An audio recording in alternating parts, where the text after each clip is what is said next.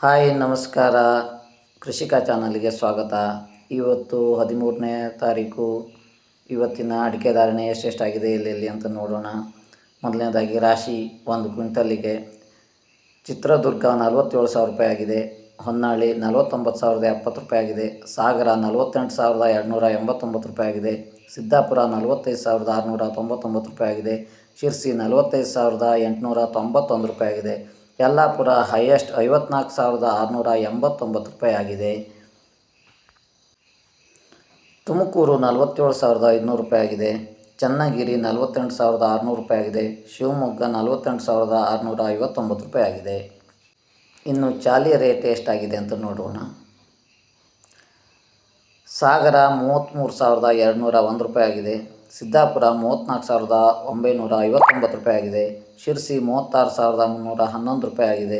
ಯಲ್ಲಾಪುರ 35,701 ರೂಪಾಯಿ ಆಗಿದೆ.